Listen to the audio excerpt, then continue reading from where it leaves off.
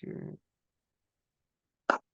All right, it is the Lex and Pete show. This is the first official episode of the 2023 season. I believe this would be year 4, Pete. Is that correct? Year 4, baby. All right, so we are back. We'll get into everything real quick. This is going to be a LeBron Haters Division episode. We're going to be previewing it. We do have a few league notes that we want to go over as well. But as always, we'll start with a word from our sponsors. Sundog Multimedia. Sundog is an online communication and social media company. What started as a personal tool has since evolved into something much bigger, allowing users to communicate, research, and discover things that impact their lives and daily decisions. Sundog will collaborate with you to build and execute a modern yet nimble social media strategy by utilizing innovative and traditional media principles. Sundog is also a proud supporter of the Stop Soldier Suicide Foundation. You can find them on Instagram at sundog_multimedia. That's on Instagram at sundog_multimedia. Brains, brawn, and true professionalism. That's easy peasy moving and service. Muscle for hire, moving, assembly, errands, you name it. They will do it. Easy Peasy is a multi-service team, and if you need something, just ask.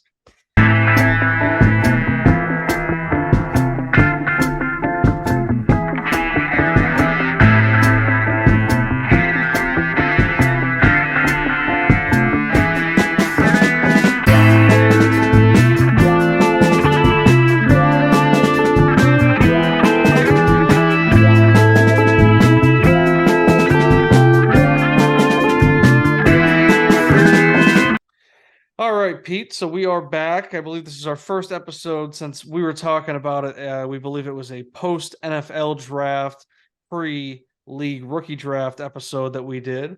I did do the report cards and did that on the blog. I think moving forward, we're going to get a little bit more into the blog, and I think I got some ideas as well. So we can talk more about that offline. But we are here to do a LeBron Haters Division specific episode. But first, I want to check in. How have you been? How has the offseason been? I know that you get a little bit restless, and we do have some league news that does pertain to you. So let's just hear how you're doing, and then we can get into that big trade that you made. Yeah, I mean, I'm doing well. Dynasty is a year-round sport for me. The grind doesn't stop. Married to the game, so there's no off season. We've just been playing. But we got football. Football's back.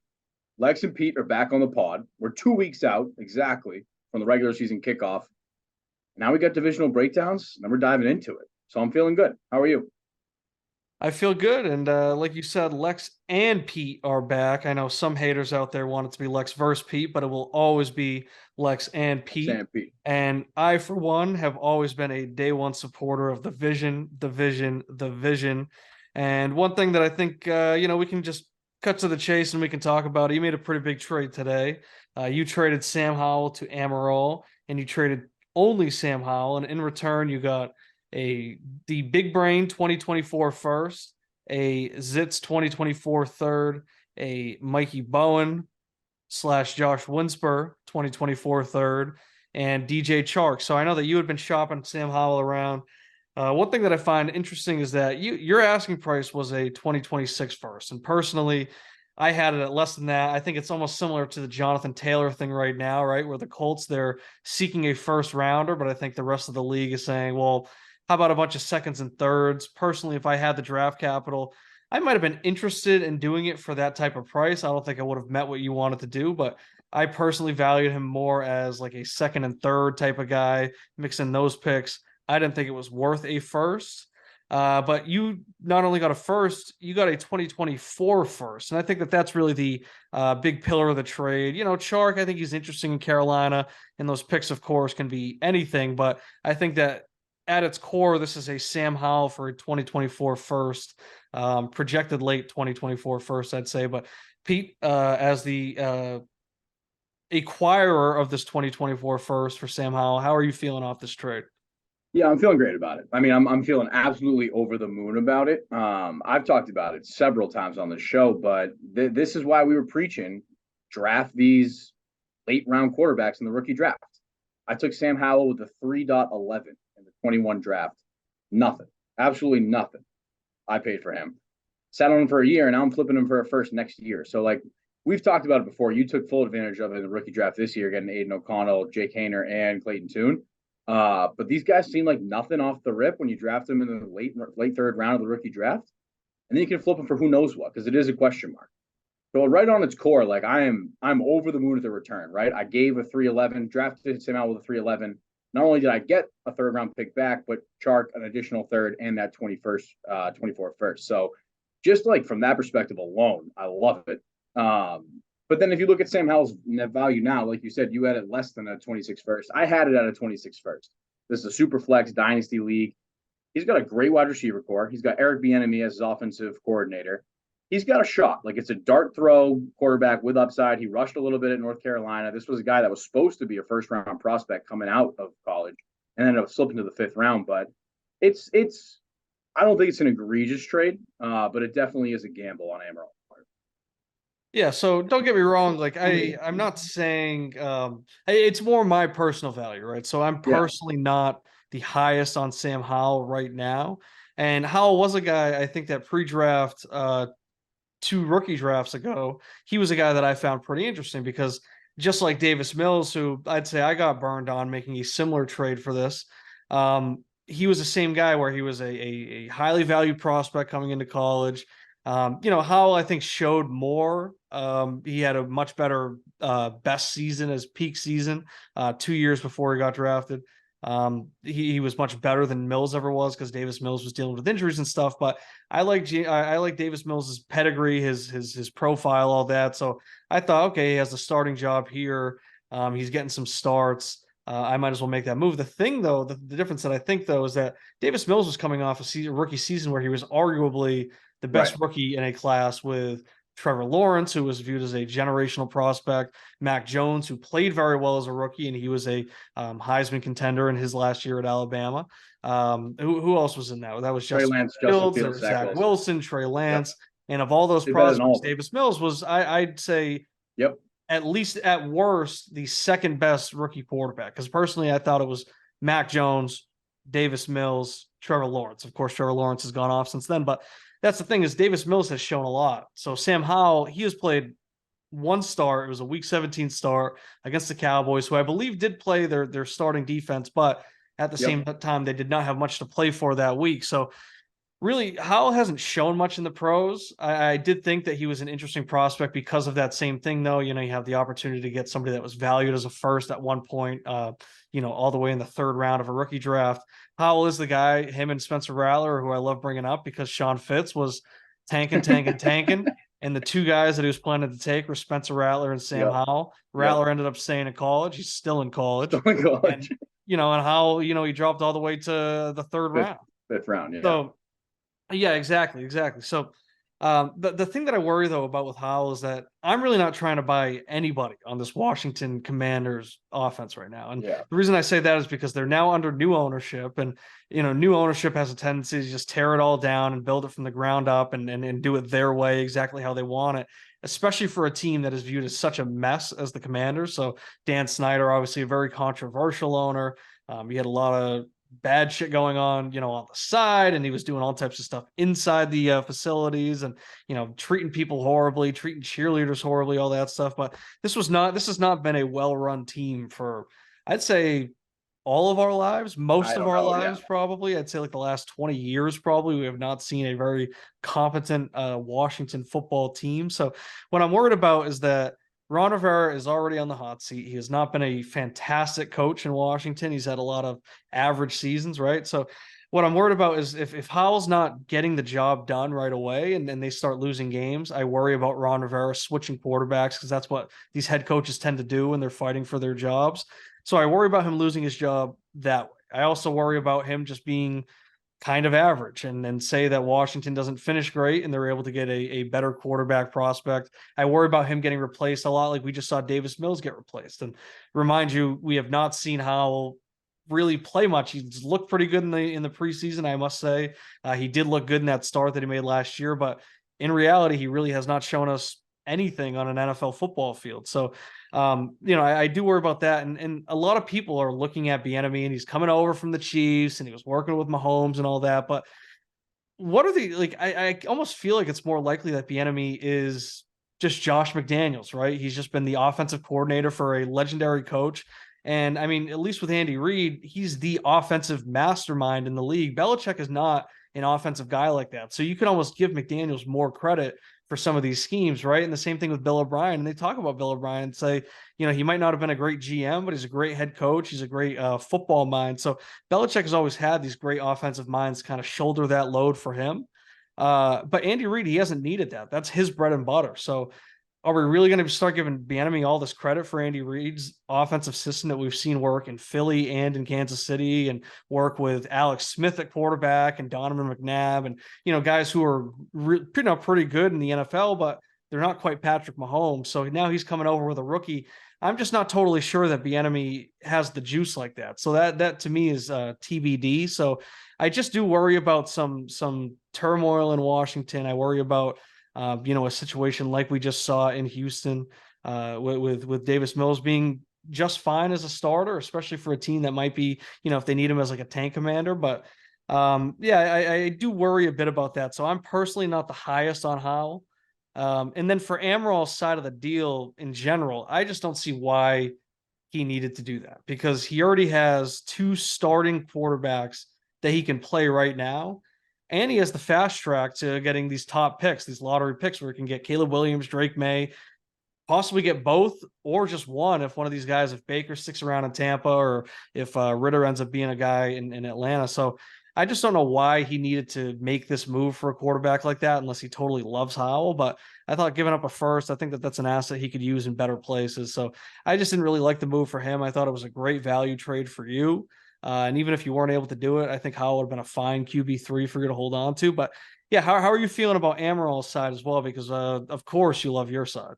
Right. Yeah. I think where Amaral, I would say, lost is he overpaid for what I was looking for. Like you mentioned it right from the beginning that I was looking for a 26 first, which you think was a stretch to begin with, and he paid a 24. So the way it went down for him is I think he lost it just based off of value. Like we've had this trade in place for a while, like multiple months, where he was sending me 2 seconds for Howell, and I was always kind of like, I think Howell's going to end up be worth a first when he starts to start in the league. So I offered him a 26 first for Howell, and then he countered with that deal that we took. So he went straight from a 26 first to a 24 first, which I would have accepted straight up, but then adds the 2/3 and Chark on top of it. I think he could have waited. Maybe he could have sent that 24 first to another team for their 26 first, and then I take that 26 first, and maybe he gets like a second out of it or something, or like maybe another small piece. So I think he jumped from a 26 first to a 24 first very quickly. That's where I think he took the L in terms of value. But for his team, like, I don't hate it. Like, he's got a ton of first round draft capital. He probably can afford to burn one or two. And he's taking a dart throw on a QB with some upside. So like you just mentioned everything bad that you don't like about Commanders and Sam Howell and Ron Rivera. But like I said, there's that wide receiver core. McLaurin, John Dotson, Curtis Samuel, good wide receiver core. The line's decent, and they do have Eric Bieniemy, which has got to count for something, even if he wasn't the offensive mastermind in KC. So there's some reasons to like Howell. I think there's plenty more reasons not to. But I agree. I don't necessarily need. I don't necessarily understand why Amaral would be interested to make this move now. Yeah, I mean, I feel like who knows? I mean, if Howell was just decent the first couple of weeks, and at least maybe not totally popping, but just showing that he belongs and that this is his job in Washington. I mean, maybe this almost feels like maybe that could have been the offer he made. Like, all right, like missed the boat on the 2026 first straight up, but I'll give you a 24 and throw in a little sweetener for you. Right. That almost feels like maybe that type of offer. Right. But yeah, of course. Like, I mean, who knows how Howell's going to pan out? I mean, maybe it just who knows does how the work pick's out. going to pan out? That pick could be Trey Sermon. Who knows? Yeah, exactly. And it's like, exactly. That pick could end up being shit. That could be the 12th pick if Big Brain wins it overall. And it's like, all right, he just got, how that ends up probably being fair value. And, in Amaral's defense, I will say I kind of see the logic behind him going 2024 first, because this isn't his first. It's a projected late first.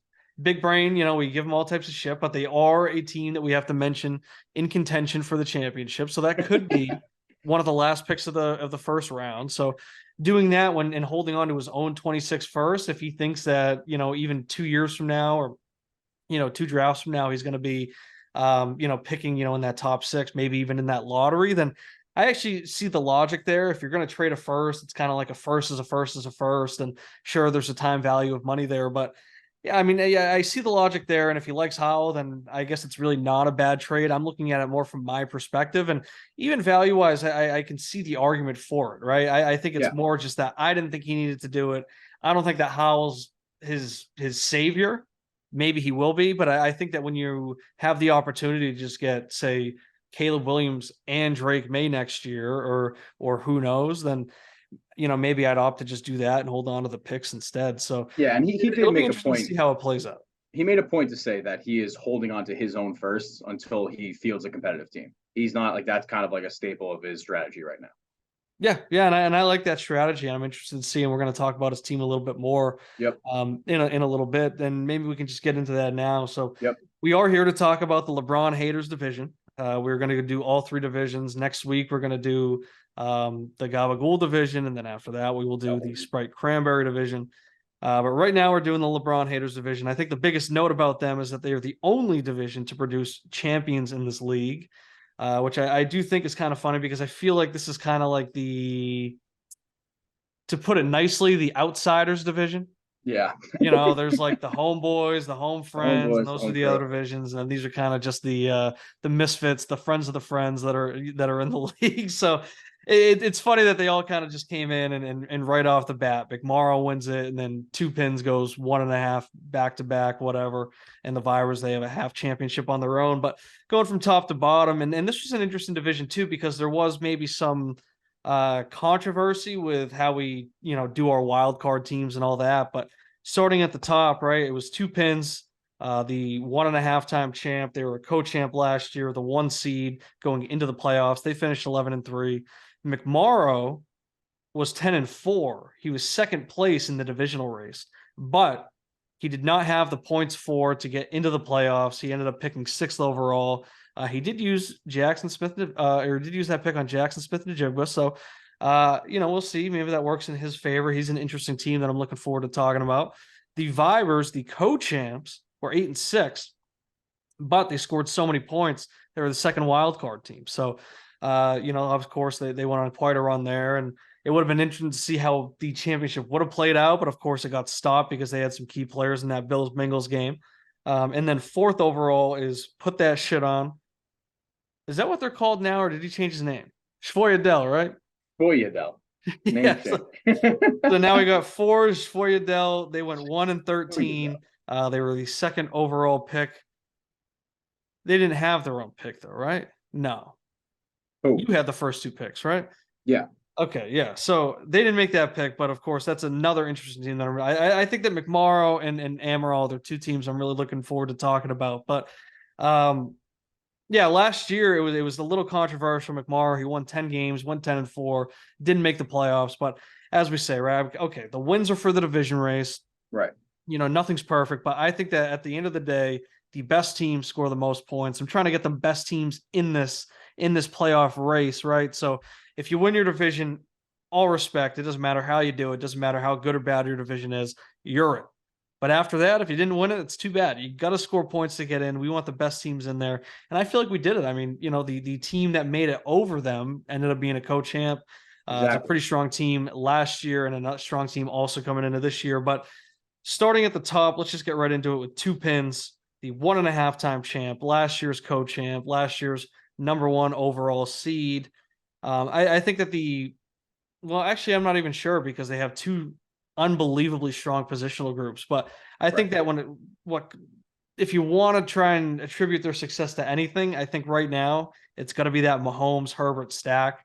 I think that's a super flex dream, right? I think that that's kind of becoming the meta in our league. They're kind of like the blueprint right now. I think everybody's in a race to get those 2, strong top 12, top 10 quarterbacks to have in this league. I think right now that seems to be the recipe for success. But they have Mahomes and Herbert. That is a dream. They've won with absolute shit at running backs, but now they're actually starting to get some strong running backs with Ramondre Stevenson. They got Miles Sanders. Of course, they have the wide receivers. I think that that's their second strong pillar of the team. Jamar Chase, Cooper Kupp, Stephon Diggs, Devontae Smith, Tyler Lockett. That's a very top-heavy and deep wide receiver room. And then, they also have George Kittle at tight end, which is very strong. But I think that what's really interesting about them is that they have pretty decent draft capital. They have 2 firsts. They have some picks that they can use to make moves. There's still room for them to add and even improve on some of these positions. But I think that going into this year, we had them ranked as the standard, right, in our power rankings. How are you feeling about two pins going into that? I don't know if your opinion has changed over the past couple of weeks, but I view them as still a strong team. What's your take on them? Yeah, no, they're not just a strong team. They're the team, right? 1.5 time champs, um, Goliath of the league. There's no way to say it. They're the standard. I mean, there's even not much to say about like their wide receivers and quarterbacks. Like Mahomes and Herbert, that's QB1 and QB6 in my list. It just gives them such a strong floor. There's really not much to be said about it, right? They're gonna do what they do every year. What I did think an interesting note about this team as I dove into it, not only did they acquire like elite talent, but they drafted really, really well too. I was looking through their things. I was looking through their draft picks, and they drafted Mondre at 2-7 in the 2021 draft. The same draft they drafted Devonta Smith at 1.11. So like, not only did they acquire this unbelievable proven talent, they also drafted insanely well with a wide receiver 9 at Devonta Smith last year, and Mondre, who's projected to be running back 12 this year. So like, it's a perfect storm. It's a perfect storm of elite talent across the board. Even Miles Sanders, they went out and got Miles Sanders at the end of last year, traded Ayuk for him. That proved to pay off for them. I think it was 2 years before that they traded for a different running back who didn't really work out. Antonio Gibson. Yeah, Gibson. They traded a lot for Gibson. Didn't really work out. Fizzled out. Probably not going to get a second contract. Not only did they trade for Sanders, who was in his prime last year, best season of his career in Philadelphia, but he got a second contract in Carolina, so he's going to be there for at least 2-3 more years. And they have Mondre, like they drafted Mondre. So like, this team all around is just disgusting. I really don't think there's a ton to say about it. They're that good. The only thing I will say is I'm a little lower on Kittle than consensus this year. I think there's so many mouths to feed in that San Francisco offense, and he's gonna just drop down into like I think when you're talking about tight ends, it's important to talk about actual points, not like ranking, because there is Kelsey at tight end 1 who's going to get 200 points this year. Then there's like Mark Andrews, who's probably going to get like 160 around there, and then everyone else is in between 130 and 140. Yeah. I think Kittle is dropping from that like just below Kelsey tier to like everyone else kind of tier. Like I was looking at the projections on Sleeper, tight end 3 to tight end 10 is separated by 12 points. Tight end 10 is Pat Freiermuth. Tight end 3 is George Kittle, and they're separated by 12 points total on the season. So I do think I'm a little low on Kittle, but title favorite, 2 pins, dominate the league and continue to do well this year. Yeah, and the thing that with Kittle, and I forget exactly what the point I was making last year was, but we were talking about these top tier tight ends, and I think that it's one of those where it's kind of like how they've just drafted well and gotten these running backs. They got Ramondre for so cheap, they got Sanders for I think pretty solid value. I mean, yeah, so being able to get that, and I think with the tight ends, if you overpay, then that can really hurt because there is that chance that they just fall into that tier where, you might as well just be anybody there and you might as well just take the cheapest option. But they did draft Kittle in the startup, I believe. So they always had him. So it's not like they had to pay too much for him. And especially at this point, I think that they've kind of gotten their return on him just based off of the 1.5 championships they have already. But even if he does fall into that, he's just always a threat to give you a 20 to 30 point game. And just go crazy. So even if he, those small weeks where, maybe he has to hang back and block a bunch and he's not getting a bunch of targets, or, simply Ayuk, Debo, and Christian McCaffrey just out touch him, those might sting a bit, but I do think that it'll be worth it. A lot like a guy like Tyler Lockett, right? It's worth suffering through those single digit weeks because you're going to get those couple, that handful of massive weeks that actually win you that week. So that is what I like about Kittle. And that's why I'd still rather have him than, somebody else that might be in that tier. But at the same time, it is kind of talking about different things where, they already have him versus, having to pay up for Kittle versus, somebody like Freiermuth. Right. So, but like you said, there really isn't much to say about them. They are the standard.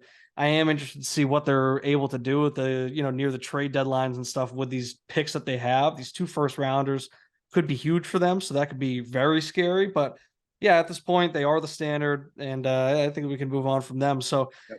I think a lot of people would expect Vibers to be second on this list, but of course, we're just going by division standing. McMorrow, he was 10-4 last year, but missed the playoffs.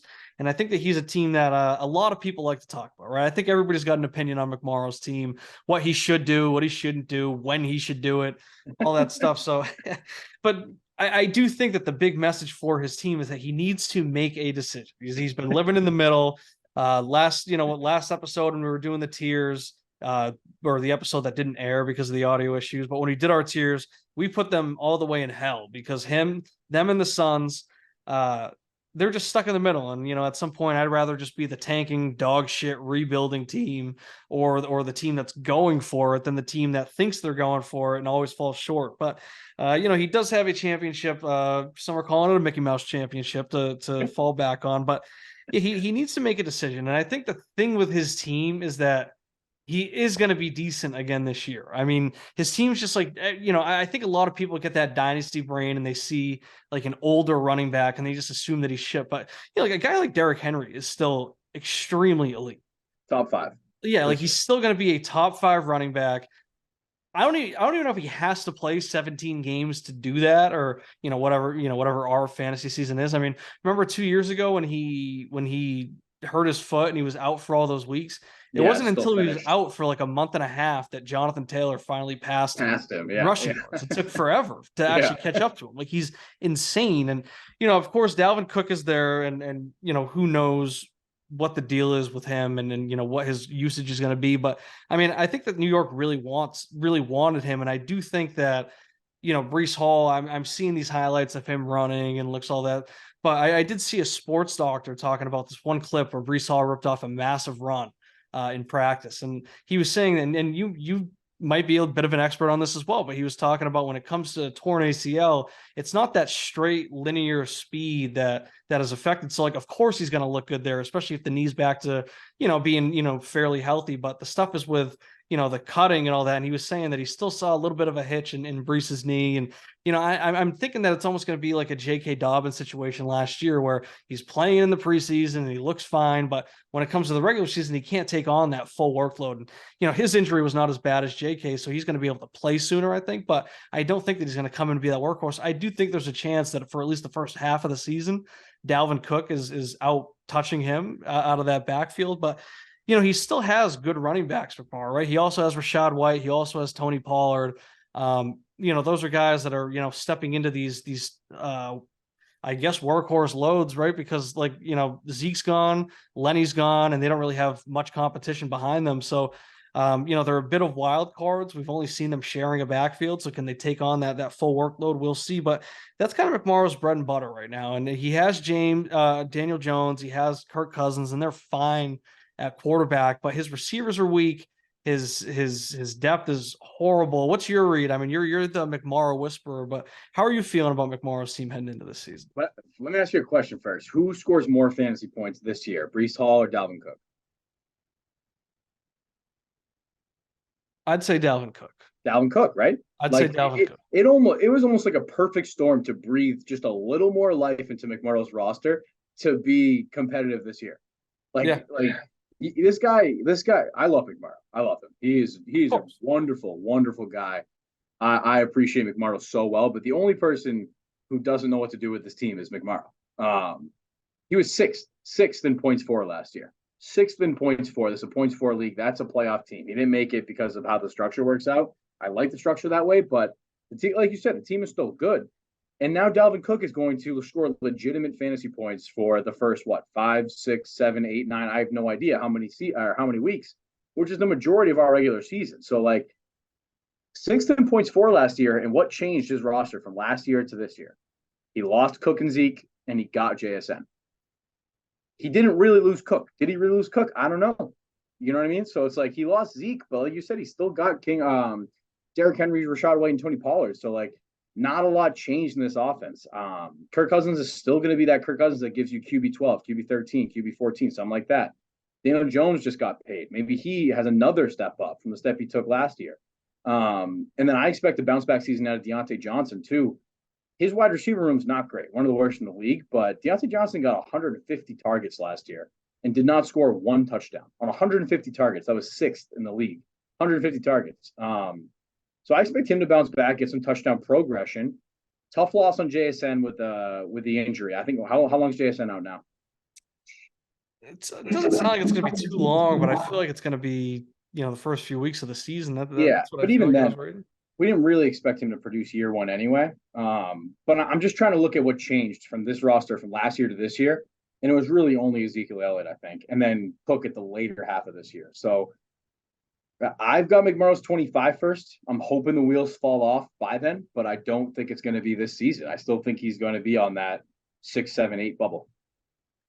Yeah, I mean, what I think is happening is I think that McMorrow is like a cat with 9 lives, and I feel like the fantasy gods just keep giving him these opportunities to just try and just sell Hold on. high on some of these guys because I mean his depth is putrid, right? I mean, his quarterbacks are horrible. Mariota's terrible. Carson Wentz is awful. Kyle Trask, I still think has a shot, right? I mean, the He could situation start in again. Tampa, Baker Mayfield was brought, like he was always going to start, and the competition was real in training camp, Right. but that was to see if Baker Mayfield was at least the same as Kyle Trask, right? Right. If he was similar or better, he was going to get that job. If Trask came in and just beat the shit out of him, then Trask was going to get the job. But I do think that there's still a pretty good chance that Baker goes out there, plays like the Baker we've seen for the past couple of years, and gets benched for Trask. So, there is a chance for him to, maybe try and get himself a QB3 on this roster. But, when you look at his bench, his running backs, Kenny McIntosh, I thought, I liked him at Georgia a lot, but he just doesn't seem to, he's kind of buried in that Seattle backfield. I mean, maybe they are one of those backfields that has like the late round undrafted guy, just show up and go crazy. But it's like Zeke, he's going to be sharing those touches in New England, 1 year deal. Keontae Ingram, I mean, he's going to be behind Connor. Maybe if he can show up when Connor's out, that would be great. There's nothing. Yeah, Nothing Tank Bigsby, I actually do think will be pretty good. But I think what the problem is that his receivers are just horrible. Xavier Hutchinson, Robert Woods, Allen Robinson, DPJ could be a solid deep threat in Cleveland, but I don't think that he's a reliable starting option. Justin Ross, maybe. Everybody's banking on that lottery ticket, but we haven't seen it yet.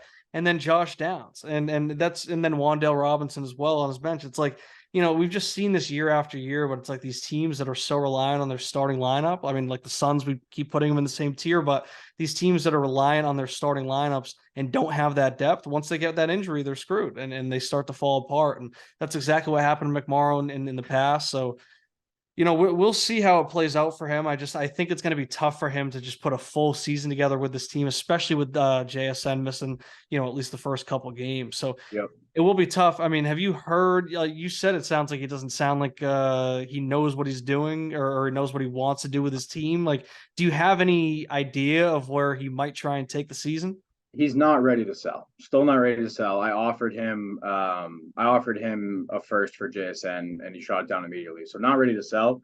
I still think he is trying to salvage the season and compete somehow, but no long-term strategy. I think he knows what he wants in a trade right now, but no long-term vision. Yeah, and he's got the 2024 Go Tigers first. He does not have a 25 first, but he does have 2 26 first. So maybe that's one of those where he can hold off for a little bit longer and then he can try and just get a little bit more equity in that 26 draft. And I mean, it looks like, Amaral already has, you had this past draft, Amaral has this one. It looks like Amaral probably has the next one as well. So, maybe he can just be that guy. And I think he does have a little bit of time left. And I do think that he can wait this one out a little bit, but it's going to be tough. It's still going to be tough for him. He needs to find ways to acquire this depth. And I think that eventually it's going to have to come down to him just cutting ties. And, even if he has to be a year early on trading some of these guys, I think it'll be worth it for him. But at the end of the day, it's his team, not mine. And it's, his cross to bear. So we'll see how it plays out. I'm totally anticipating it to be just like last year. Everybody expected a big sell off at the deadline. It's not going to happen. And then, he's just barely misses the playoffs. So we'll see how it goes. All right, moving on. We got the co-champion from last year, the occasional Vibers. This is a team, they were very feared going into last year. I feel like Yep. people were kind of down on them just slightly compared to last year going into this season, but I do think that they're still a very strong team. I mean, they still have Josh Allen. He's a fantasy superstar. They brought in Aaron Rodgers this year via trade. They have Carr and Mac Jones, who I think are, okay options, especially as a third and fourth quarterback. What I think is most interesting about them is their running backs, right? So they have so many running backs, and it's one of those where none of them are necessarily stars. I mean, besides Aaron Jones, who I think will still put up a pretty strong season, but it's one of those where they have so many that something's got to give, right? I mean, they got who do they have? They got Akers, Madison, Cook, Javonte Williams, Brian Robinson, Leonard Fournette, Raheem Mostert. I mean, they got to have at least 3 or 4 strong fantasy running backs out of that, if not more. I think all of them are totally capable of putting up, sneaky, I mean, top 20 for sure, but sneaky top 15, top 12 season. So they're gonna get some good ones, especially if Fournette can sign somewhere just like he did in Tampa. But also they have Travis Kelce, great, unbelievable, probably the greatest fantasy tight end of all time. And then they have the elite AJ Brown, and then they have Terry McLaurin, Mike Williams, Juju Smith, Cortland Sutton. So, Pete, what's your read on the Vipers? I think there's a lot of layers in the Vipers. I mean, they clearly planted their flag as like compete slash repeat when they made that Rodgers trade. And I don't know if you said it, but also they have Aaron Jones. They got Aaron Jones in that trade. So like, Yeah, sure, they do have. I mean, I was the same thing I wrote down: Aaron Jones, Javonte, Akers, Madison, Cook, Hunt, Lenny, and Brian Robinson. Sure, they're going to get 2 or 3 guys like who can play week to week, but like, are they going to pick the right one? I think that poses a little bit of a challenge. Like Aaron Jones, Javonte, Cam Akers, Alexander Madison. That's like, I don't know. Like I'm not 100% sure who I'm starting every week, depending on the matchup. So I think it might be a little difficult to and take wasn't them that kind from. of the problem that they ran into last year Yeah. as well, right? And we were kind of Yep. talking about that, right? Where we're talking about a team like McMorrow who has no depth at all versus a team like Too this who much. maybe has too much depth. And that was their Right. issue a lot with their wide receivers last year. And same with these running backs. I mean, I've talked to him a little bit, especially when I was making that Rodgers trade. And we were just talking about their running backs because I was interested in some of these running backs as well. But what he likes about him is that he just feels like, I mean, I'm talking about Igor, of course, but he likes a lot of these guys to just be volume based, back end RB1s, high end RB2s. And he sees a guy like, Joe Mixon, who's on Big Right. Brain. He sees him just getting so much volume that he has to be good. Same with Akers, right? He has to be the workhorse. And in Minnesota, they've been, it looks like they want to use like a main guy. So if Madison's the RB1 there, he's going to be dominating the touches there. Same with James Cook. They're talking about him being a leader, all these different guys. So he just thinks that a lot of these people are going to get so much volume that they have to be good.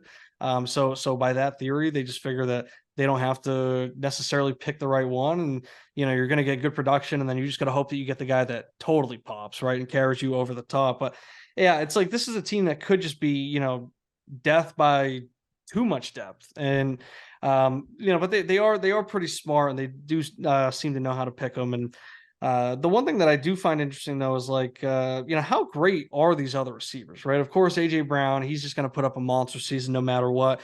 Terry McLaurin, he's pretty good, and he started to really kind of show Wide up receiver last year. I 14 think, last year. yeah, going into last year, I kind of had my doubts about him being, that elite guy because he is, sneaky older than I think a lot of people think, and he wasn't putting up those top crazy seasons that people were maybe talking about him as.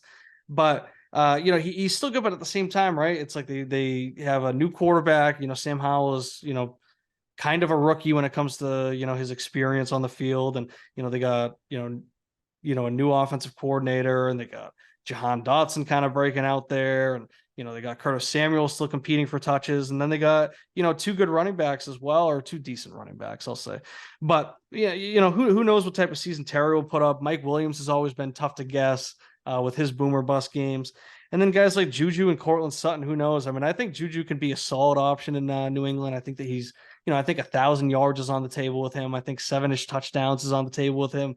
Cortland Sutton's the guy I worry about. I think that he kind of Yeah. stinks. And, Yep. I will say, this is a take that I've seen, but it's funny because it was one of those where it's like, how does like the universe all kind of come to this conclusion at the same time? Where it was like, I was thinking to myself Cortland Sutton kind of has Kenny Golladay vibes. And then I go on Reddit and I'm reading some Cortland Sutton thread, and sure enough, somebody's commenting the exact same thing. But Kenny Golladay. yeah, it's like he just gives me those same kind of vibes where he kind of popped and people were expecting him to take that next step, and then he ends up just kind of dealing with some injuries and not being that great. And so I kind of question their wide receiver depth. But I do think that, with Josh Allen at the helm with quarterback, and then they have enough running backs, and then AJ Brown and Kelsey kind of carry them. So they're still going to be like a wild card team at worst. But I am curious to see how this depth plays out. I mean, where do you kind of see them finishing? Do you think that they're like a division competitor? Do you think that they're going to be back, making a push to go for that repeat of their half crown? Or do you think that they're just going to be, do you feel like they're slipping or getting better? I guess I'm saying. Getting better after, but I'm only coming to that conclusion after I talking to Igor. So I looked at this roster, right?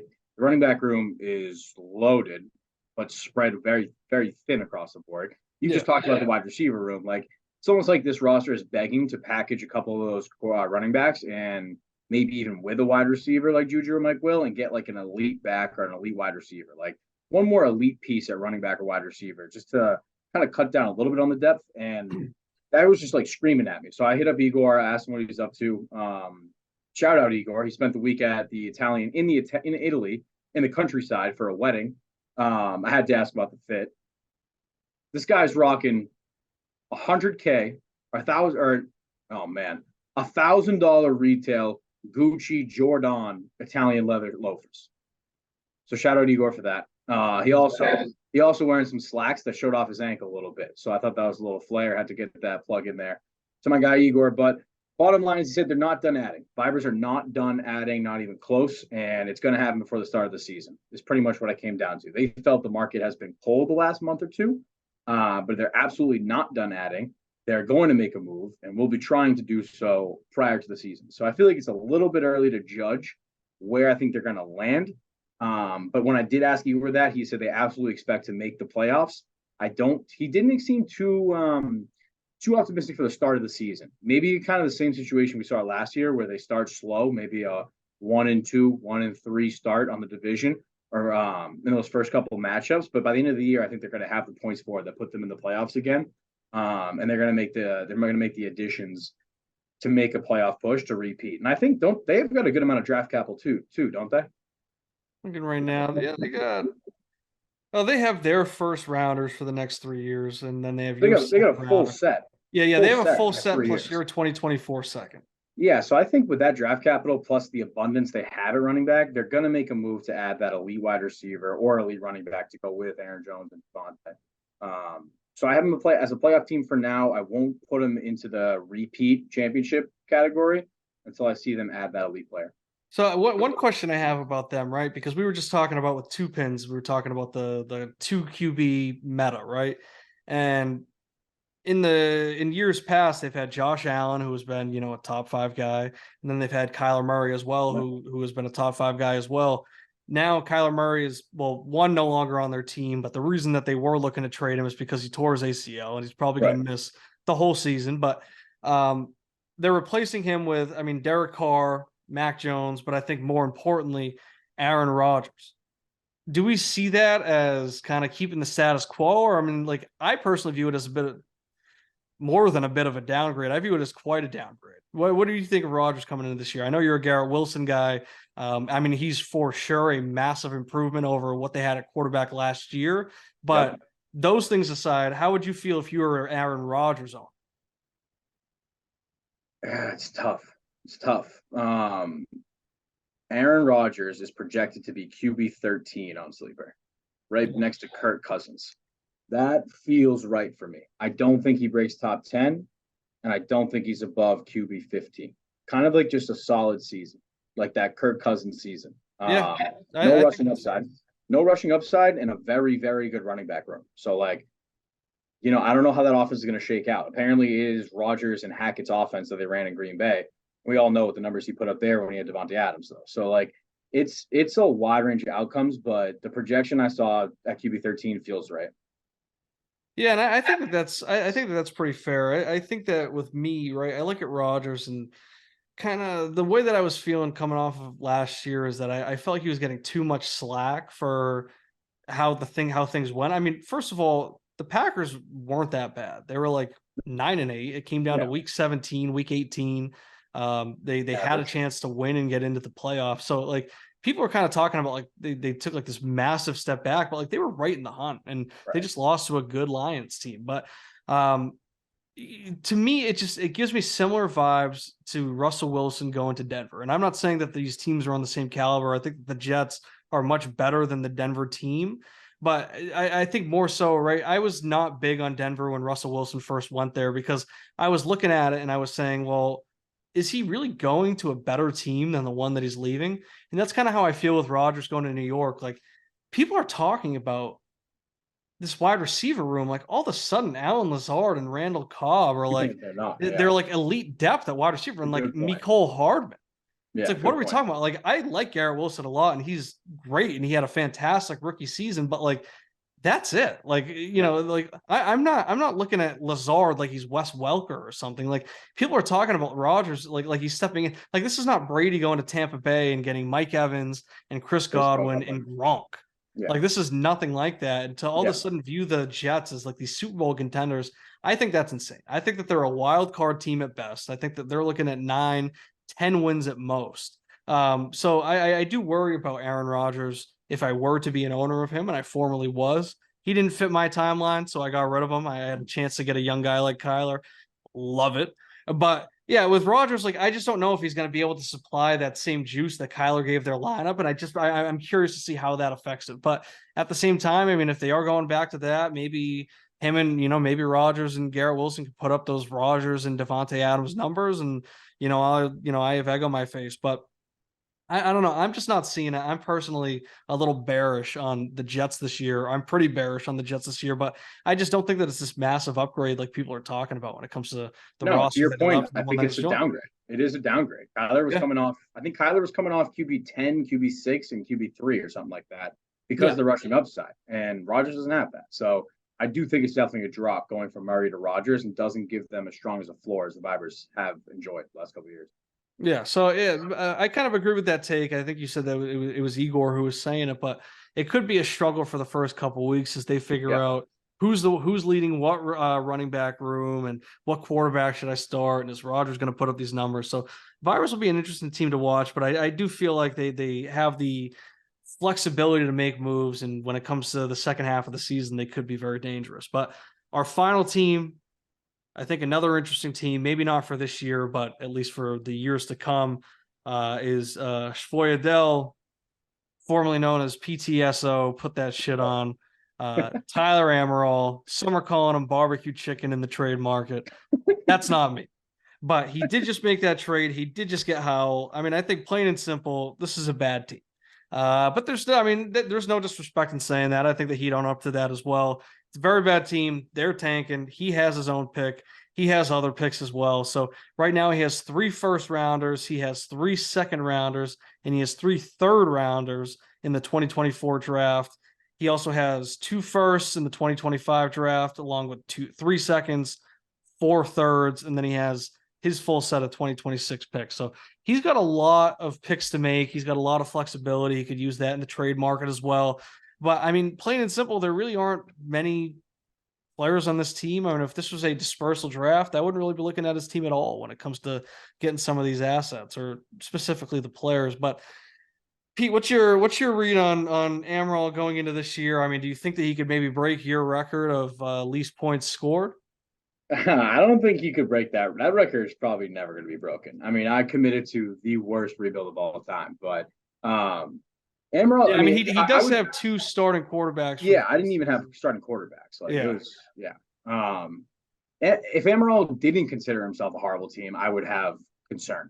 He should know he's a horrible team. He's going to be a horrible team for 2 years. He's balls deep in a massive rebuild. There's no get around it. We're going to be talking about it for 2 years. So like with all the other 3 teams, I went through their roster: quarterbacks, running back, wide receiver, tight end. With Amaral, I just had 2 bullet points: vets I like to sell, rookies that I like to hold.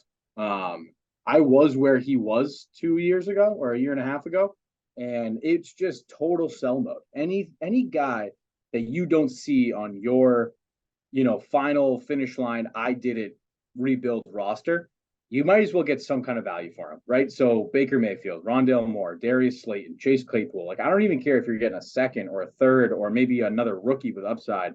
That's who he's got to be going after. Those guys, as soon as they pop any week, like Darius Slayton's only 26 years old, and that wide receiver room is wide open. He catches a 100-yard touchdown first week one, I'm sending him out for a second or something. Like, it should be in total sell mode anytime these guys pop. I think he should sell them. And then it'll be fun for him to watch his young talent. That's where I was. I was watching the young talent and investing in the draft. So the rookies I like that I think you should hold is Spears, Tajay Spears, Marvin Mims, Jonathan Mingo, and Sam Laporta. Amaral had a draft. Like, he almost was like, his draft board was very similar to mine. I had Spears at RB4. I had Mims at RB5. I had Mingo at Mims at wide receiver 5, Mingo at wide receiver 6, and Laporta at tight end 3. So, like, these are 4 guys I've always been high on before the draft. And I really like it for him to hold on. So, like, those 4 dudes, they could be starting for his team in a couple of years. I'd say hold on to those, and the rest is just trying to sell these veterans as soon as you can get something back for them.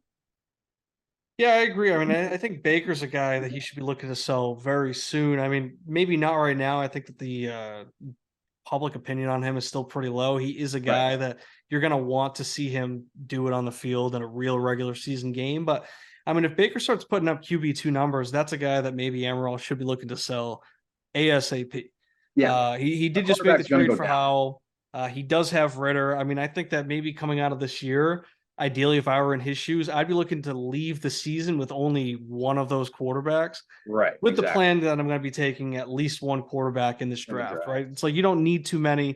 So kind of just figure out who your guy is. I feel like he's kind of planted his flag in Sam Howell. So if Ritter starts looking steady, if Baker Mayfield starts looking steady, I'd just say, especially a guy like Baker, we know what he is. He's not going to be that top 10 guy. He's going to be a QB2 at best. So I mean, if he starts just putting up those numbers and you can get like a second rounder for him or something, then it's like, I'd fucking do that right away. But I kind of agree with your take on his team, right? It's the same thing. And you're speaking as somebody that's been in his shoes, but I think that McKinnon is like a serviceable guy. I think that that's a guy that you could be looking to trade. Yep. Personally, I guess I shouldn't rule myself out of it, but if I were looking to add cheap running backs, that's a guy that I'd be looking to get. So, I mean, I feel like there should be some type of market for him. That's kind of a take what you can get type of market as well. I mean, if that's a 2026 third, then it's like, fuck it, I'll take it. Tajay Spears, he could be somebody. I mean, right? He's just another guy. I mean, maybe the backup or Derek, the heir apparent to Derrick Henry is like the new heir apparent to Brady, where the Titans just keep drafting guys and then Henry just sticks around too long for these guys to ever get the opportunity. Shout out Hassan Haskins. Yeah, exactly. And Julius Chestnut and, all these guys, right? But Tajay Spears, I mean, he was an interesting prospect coming out of college. So I like the player. Yeah, that'll be interesting to see. But yeah, I do think that he has some interesting receivers. I think you mentioned at least 2 of the ones that I had written down. I had Mingo, I had Mims. I think Cedric Tillman is very interesting in Cleveland, though it is a bit of a logjam in Cleveland. But Cedric Tillman, Randy Moss came out and said that Cedric Tillman's the best wide receiver to enter the NFL in the last 5 years or something like that. That means something to me. I think it's almost so ridiculous though, because we just saw some of the best wide receiver classes of all time. I feel like it's almost such hyperbole that I have to just be like, no, it means something to me. It means something. But I do like Tillman. I mean, I'm a big Tennessee guy from last year. Tillman, he was supposed to be that wide receiver 1, but then Jalen Hyatt just came in and went insane in that system. So, but Tillman's still a very good receiver, and it does kind of have that feel where maybe he was the wide receiver 2 in college, but he's the better pro, that type of thing that I feel like we see in all types. You had Tillman over Mims and Mingo pre-draft. Yeah, I like Tillman a lot, and then Mims. Yeah, Mims is a guy I like a lot too. I said I put value into being the first pick of a new head coach's regime, and being Sean Payton's first pick in Denver. I find that personally interesting. Mingo, he's interesting because of where he went. I think he got surprisingly high draft capital, and then Tank Dell. I mean, he was basically handpicked by CJ Stroud, I guess. And he, showed out against the Patriots. He did have, a very lucky touchdown catch that made his stat line look way better. But he still made the catch and he still scored that touchdown. So all credit to him. So I do think he has some exciting wide receivers. I don't know if they'll ever turn into, the studs, but I mean, if these just become kind of his depth pieces, then cool, because he has the draft capital to add these more elite prospects anyways. So I think that's interesting. And I also like Sam Laporta, right? I mean, I think he was the second tight end off the board in the NFL draft, right? Yep. And I think I take Mayer before him, or did Laporta go off the board before me? I'm not sure, but I think Laporta's interesting. I mean, there is a opportunity to be the second pass catcher in that Detroit Lions offense, especially with Jameson Williams working his way back from injury and suspension, and his coach saying that he has bad hands and all that other stuff. But yeah, so I mean, I Laporta think there's an went two interesting picks after opportunity for Meyer. Laporta in Detroit. What's that? Amaral took Laporta 2 picks after you took Meyer.